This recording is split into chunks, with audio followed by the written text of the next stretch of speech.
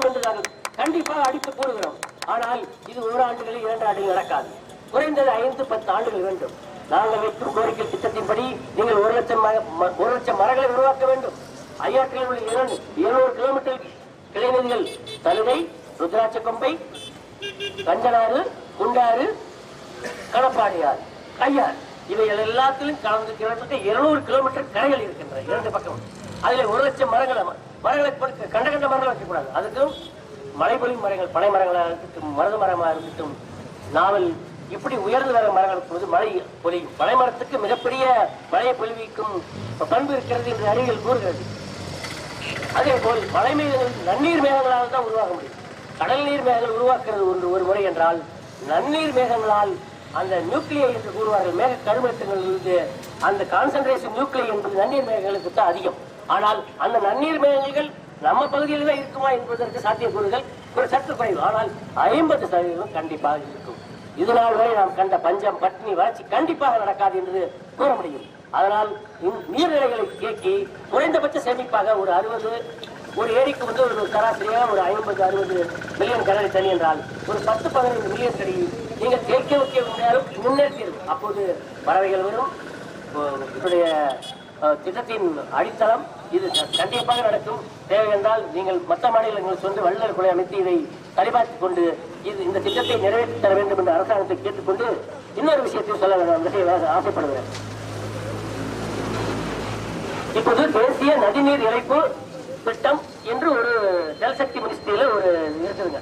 மத்திய நீர்வளத்துறை சார்பாக ஒரு அணைகள், சாத்தியக்கூறுள்ள அணைகள், நதிநீர் இணைப்பு, கங்கை, காவிரி போன்று ஒரு 24 திட்டங்களை வகுத்திருக்கார்கள். அது சமீபத்தில் இப்போது எடுத்து பேசப்பட்ட காவிரி குண்டாறு திட்டம் ராமநாதபுரம் மாவட்டம் விருதுநகர் வரை செல்லுவது.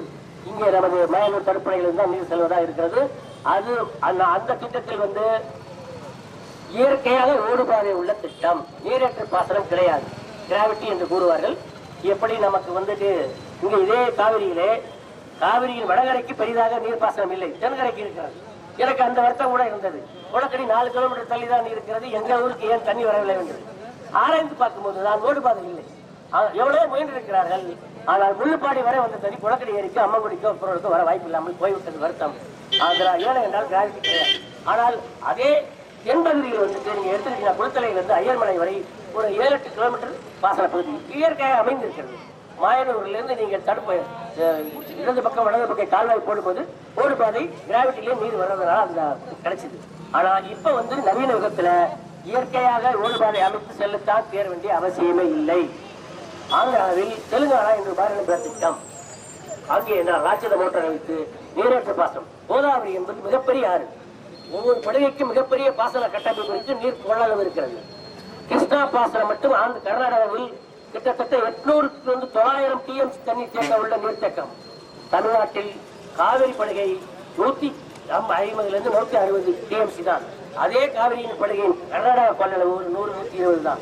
இரண்டும் சேர்த்தால் காவிரி படுகையின் கர்நாடக மாநில 2 மாநிலங்களின் மொத்த நீர்த்தேக்க கொள்ளளவு ஒரு 250 TMC தான். அதே நீங்கள் கிருஷ்ணா படுகை எடுத்துக்கொண்டால் கர்நாடகாவில் மட்டும் 850 TMC இருக்கிறது, ஆந்திராவில் ஒரு 700 TMC இருக்கிறது. நீர்த்தேக்கங்கள் வைத்திருக்கிறார்கள். நம்மிடம் நீர்த்தேக்கங்கள் இல்லை. இது மிகப்பெரிய குறை. தெரிந்தோ திருவிழாவில் இந்த குறை நடந்துவிட்டது. அரசு இனிமேலாவது விழிப்புற்று இதை முன்னிறுத்தி நம்முடைய நீர்த்தேக்கங்களுக்கு முன்னுரையாக இந்த ஐஆர் அமைய வேண்டும் என்று கேட்டுக்கொள்கிறோம். ஏனென்றால் இப்படி ஒரு திட்டத்தை மத்திய அரசாங்கத்தின் நீர்வளத்துறை அமைத்திருக்கிற national river linking scheme and project ஒரு துறை இருக்கிறது. அந்த 24 திட்டத்தில் 25வது திட்டமாக இந்த ஐஆர் திட்டத்தையும் சேர்க்க வேண்டும் என்று கோரிக்கையை வைக்கிறோம். இதன் மூலம் சாத்தியமானது.